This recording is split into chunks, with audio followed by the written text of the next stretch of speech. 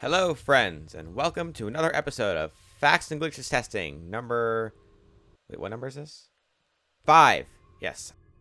When respawning from the checkpoint, you will always respawn with a minimum amount of health. Zombies that are deactivated and on the ground still have active hitboxes but cannot be hurt or killed. I'll get a couple examples just in case I haven't done it. If you activate a camera terminal and are moved out of the range for your player model to reactivate the terminal, you will become soft locked in the terminal and will have to restart from the checkpoint. On the screen, you can see me hitting my activate button, which is square, but it's not taking me out of the terminal because I'm too far away for it to reactivate. The mesh walls you see on screen in Siberia are only solid on one side, so you can throw objects like time mines and grenades through one of the sides. Gregor Lenko should really consult his local physician about the invisible lump on his shoulder. I don't think that's very healthy. On a side note, if you reach the game over screen in this zombie room, the zombies in the room will immediately activate and close the doors, even though you never picked up the computer disk.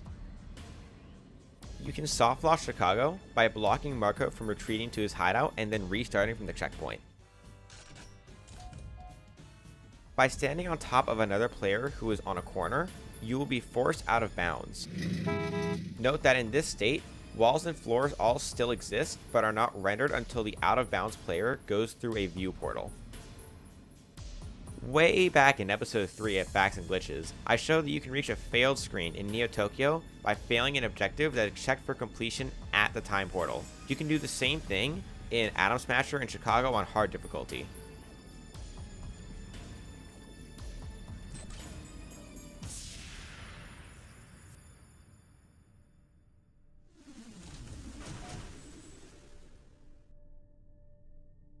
In Robot Factory, for some reason, you can activate this trash robot from the other side of the bridge. The one on the right hand side does not do the same thing though.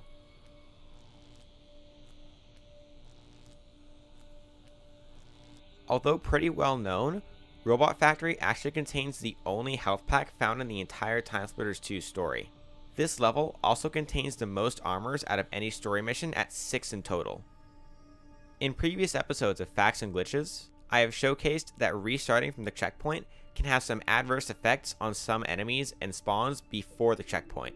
Here, you can see me destroying this node before the checkpoint and 4 sets of enemies spawn. However, if I restart from the checkpoint and then come back here, you'll see when I destroy this node that the enemies do not spawn. If you spawn too many enemies at once, enemies that are already spawned will reset back to their spawn position. In this case, a sentry bot got stuck trying to reset and just ran into a wall. The moving trash bots will reset back to their default position if you move in their range and stand right next to them.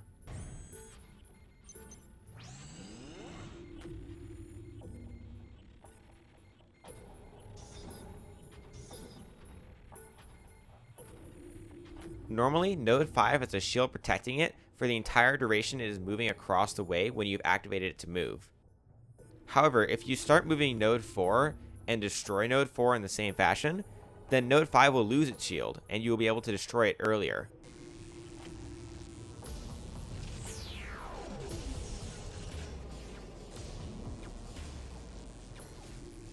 This also causes a strange effect on the beam that normally shoots from the Electro node, as it will be shooting out of nothing. If you destroy it before it gets there, the beam stays. Because the sci-fi handguns bullets bounce off walls, and also because the area under the Robot Factory boss is not solid, you can combine these two mechanics to kill the Robot Factory boss very quickly. Another spot you can fail an objective is by destroying the railbot that would normally allow you to take out the shield protecting Node 3. This railbot, however, takes 6 laser gun shots to kill, so it's assumed that you're not supposed to actually kill this thing.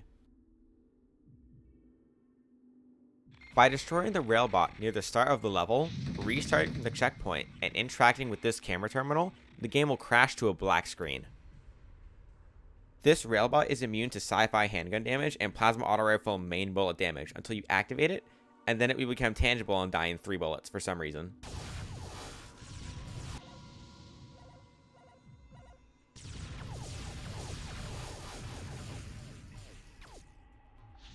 These sentry bots could use some glasses, or maybe some Windex to clean their lenses off. Something. They don't seem to see very well, so we're going to go with that.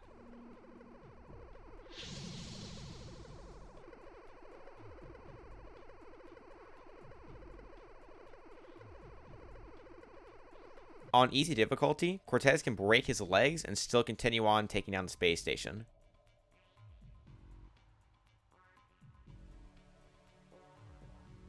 On easy, as well as normal mode, you do not have to grab the spacesuit to do the fight outside. Another fun little fact is that the bullets from the turret outside on the space station are actually a hit scan or a projectile.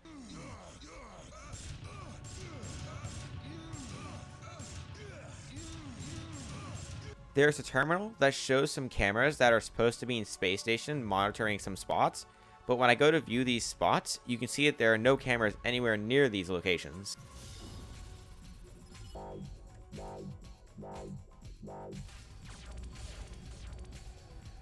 You can get on top of the light fixture and the last elevator in space station. You can also use this to skip the last portion of the elevator by falling through the middle where there's a big gap. 4 top, 4 bottom, 5 top, jump. TimeSplitters are unable to teleport or move while on moving elevators. If the elevator is about to fall on top of you, don't worry, it'll just give you a soft little boop on the head and then go back up.